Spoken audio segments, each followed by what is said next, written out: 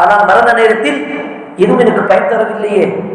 என்னுடைய பிள்ளைகள் சொத்துக்காக சண்டை போடுறான், என்னுடைய மனைவி அப்படியே பார்க்க முடியாமல் துடிக்கிறார். ஆனால் 9 மாசம் 10 மாசம் கழிச்ச பிறகு அவங்க வேற யாருக்கும் மனைவி. என்னுடைய பெற்றோர்கள் எனக்காக அழுவாங்க, பிரார்த்தனை செய்வாங்க. ஆனால் என்னிடத்தில் என்னுடைய கபர்ல வந்து எனக்காக கேள்வி கேட்க முடியுமா? கேள்விக்கு பதில் சொல்ல முடியுமா? அவ்வளவுதான் இந்த உலக வாழ்க்கை.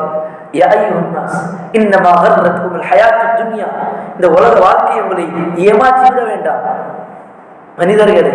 இந்த உலக வாழ்க்கை உங்களுக்கு பார்ப்பதற்கு அழகாக இருக்கும். இந்த உலக வாழ்க்கை உங்களை செய்தான் அழகுபடுத்தி காமிப்பான். ஆனால் இதெல்லாம் வெளிப்படையாக ஒரு ஏமாற்றம். செய்தான் இப்படி ஏமாற்றுவான்.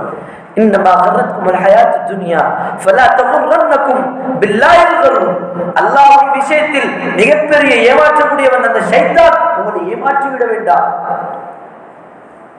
இந்த உலக வாழ்க்கையில் அந்த இறுதி நேரத்தில் தான் அந்த மனிதன் இந்த உலகத்துடைய முழு உண்மையை அவன் புரிந்து கொள்வான். சொல்லக்கூடிய விஷயம் என்ன தெரியுமா சகோதரிகளே, பெரியவர்களே?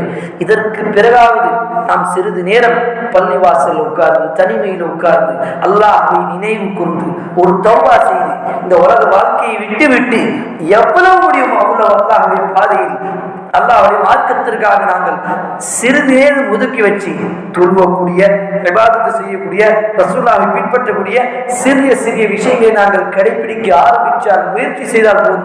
அல்லாஹ் சொல்லுகின்றான், அல்லாஹ் சொல்லக்கூடிய வார்த்தை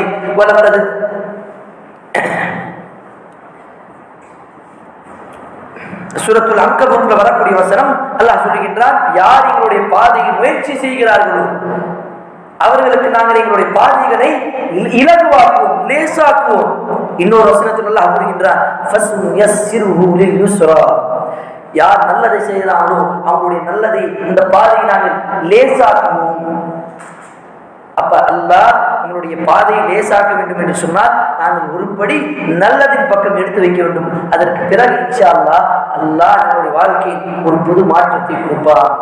கண்டிப்பாக இதை நாங்கள் நம்பி ஈமான் வைத்து யகீன் வைத்து இதற்கு பிறகு சிறிது நேரம் பள்ளிவாசலுக்கு, சிறிது நேரம் அல்லாஹ்வுடைய மார்க்கத்திற்காக, குர்ஆன் படிப்பதற்காக, நம்மளுடைய பிள்ளைகளை குர்ஆன் படிப்பதற்காக, நம்மளுடைய பிள்ளைகள் பள்ளிவாசலை அனுப்பி தொழுவதற்காகவும் இந்த சுன்னாக்களை கற்றுக்கொள்வதற்காகவும் நாங்கள் நேரத்தை செலவழித்தால் இது கண்டிப்பாக இன்ஷா அல்லாஹ் நாளை மறுமையில் நமக்காக ஒரு நல்ல விஷயமாக நன்மையாக மாறும். இது நாளை மறுமை சொர்க்கத்தில் எடுத்துச் செல்லக்கூடிய ஒரு காரணமாக அமையும். வல்ல ரஹ்மான் நம் அனைவர்களுடைய பாவத்தை மன்னித்து நம் அனைவரையும் நாளை மறுமையில் சொர்க்கத்தில் ஒன்று சேர்ப்பாங்க.